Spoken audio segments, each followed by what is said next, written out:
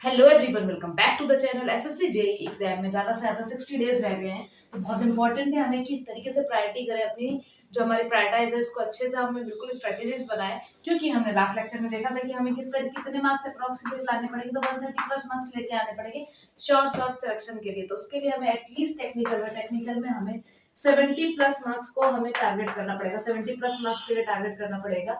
तो हमें ये देखना है कि प्रीवियस ईयर डाटा का भी एनालिसिस करेंगे, देखेंगे कि किस सब्जेक्ट को हम ज्यादा प्रायोरिटी दे सकते हैं। तो ये सारा प्रीवियस ईयर डाटा को एनालिसिस करके पता चलेगा कि इस तरीके से पता चल जाएगा कि अगर हमें दो सब्जेक्ट लेने हैं या फिर रिवीजन करना है तो किस तरीके से हम रिवीजन करें, जिसके भी क्वेश्चन जिस सब्जेक्ट के क्वेश्चन ज्यादा पूछे गए हैं उनको ज्यादा तवज्जो देंगे इन कंपेयर टू जो लीस्ट पूछे गए हैं। ऐसा नहीं है कि हमें कोई सब्जेक्ट छोड़ के जाना है, सारे सब्जेक्ट को हमें इक्वली कंप्लीट करना है। लेकिन हमें एक स्ट्रेटेजी बनानी है, क्योंकि हमें 70 प्लस मार्क्स लेके आने हैं। तो ऐसे कौन सा सब्जेक्ट पहले करूँ कि मेरे इतने मार्क्स तो एटलीस्ट आ सके। साइड में हमें रीजनिंग और नॉन टेक पे भी उतना ही ध्यान देना है, लेकिन हमें टेक्निकल के लिए, क्योंकि इसका वास्ट सिलेबस है, तो हमें उसके लिए बहुत ज्यादा अच्छी स्ट्रेटेजीज बनानी पड़ेगी। अगर प्रीवियस ईयर डाटा को देखें तो ये प्रीवियस ईयर डाटा है, जो कि ये 2018 का, ये 19 का है, फिर ये 20 का है, 21 में पेपर नहीं हुआ था, ये 22 का है और ये 23 का है। तो हम यहाँ पर एवरेज ले लेंगे। अगर हम बीएमसी की बात करें, सबसे important subject BMC plus concrete technology, तो 2018 तो 25 नंबर के क्वेश्चन पूछे गए थे, फिर 14, 13 और 16, तो इतने नंबर के क्वेश्चन पूछे गए हैं। अप्रोक्सीमेट अगर हम बात करें तो एवरेज इसका कितना है, 15 मार्क्स का क्वेश्चन, तो एवरेज पूछा ही जाता है।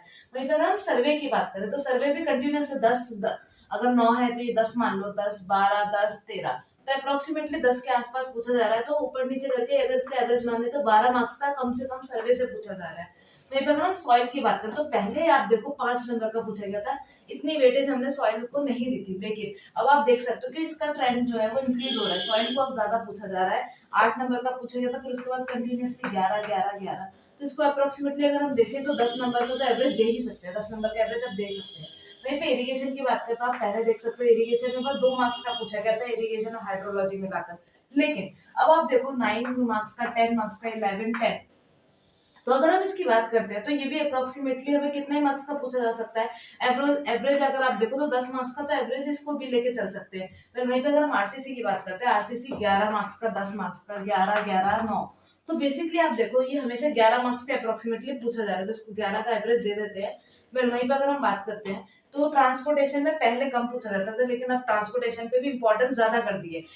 ट्रांसपोर्टेशन की इंपॉर्टेंस की बात करें तो देखो आप 4 मार्क्स का पहले पूछा जाता था, लेकिन अब 7 मार्क्स का है, और धीरे धीरे उसका ट्रेंड 10 तक भी पहुंच चुका है, 10 मार्क्स का भी पहुंच चुका है। तो इसको अप्रोक्सीमेटली हम 9 मार्क्स का दे देते हैं एवरेज। अगर वहीं पे बात करते हैं estimation and costing, one of the important subject BMC के बाद अगर कोई इंपॉर्टेंट सब्जेक्ट है, इससे भी बहुत सारा क्वेश्चन पूछे जाते हैं।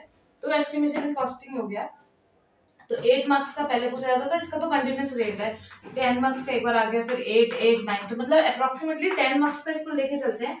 10 मार्क्स का या फिर 9 मार्क्स का हम इसको ले लेते, तो अगर 10 ही ले लेते हैं तो 10 मार्क्स का एवरेज इसको पूछा जाता है। वहीं पे एफएम और ओसीएफ की बात करें तो ये भी अच्छे खासे मार्क्स का पूछा जाता है। पहले उसमें 15 मार्क्स का 2018 में पूछा गया, फिर 9 मार्क्स का, फिर आप देख सकते हो 11 और 13, तो अच्छा खासा पूछा जा रहा है एफएम और ओसीएफ से भी। मतलब हमें सिर्फ इंपॉर्टेंस देने की जरूरत है। 13 मार्क्स का 2023 में पूछा गया, तो इंपॉर्टेंट है वेल।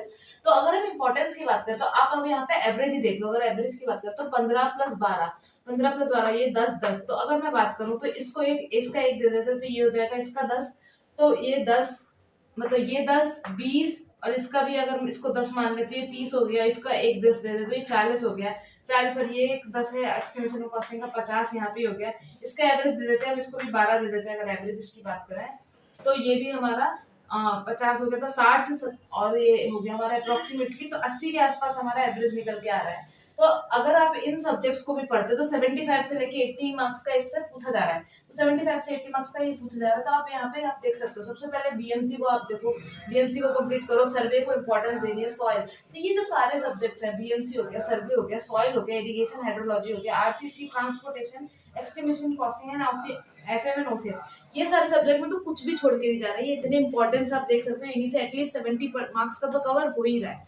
तो ये सारे सब्जेक्ट में तो एक भी टॉपिक नहीं छोड़ने हैं। इसी तरीके से आपको इसका बनाना है कि एक सब्जेक्ट आप कवर कर रहे हो और एक सब्जेक्ट का रिवीजन कर रहे हो, रिवीजन बिल्कुल इसके साथ ही करते हुए चलना है। तो ये हमारी प्रायोरिटी लिस्ट में होना चाहिए। आप इसमें ऊपर नीचे कर सकते हो कि बीएमसी के संग आपने एस्टिमेशन एंड कॉस्टिंग को कर लिया, सॉइल के संग आपने ट्रांसपोर्टेशन को कर लिया। ये आप पे डिपेंड करता है कि किस तरीके से लेके चलोगे। इसके बाद जो बचे हमारे जो सब्जेक्ट बच रहे हैं, जैसे कि हमारा हमारा एनवायरनमेंट हो गया, स्टील बच रहा है, हमारा ये जो सब्जेक्ट बच रहे हैं, सीपीएम पार्ट हो गया। तो ये सब आपको इन सब्जेक्ट को कवर करने के बाद करना है कि उससे जो इजी क्वेश्चन आए वो आपसे छूटने नहीं चाहिए, क्योंकि ये एग्जाम आपको इस बार क्लियर करना है और आप सोचोगे स्ट्रेटेजी के वाइज करोगे तो आपका जरूर क्लियर होगा।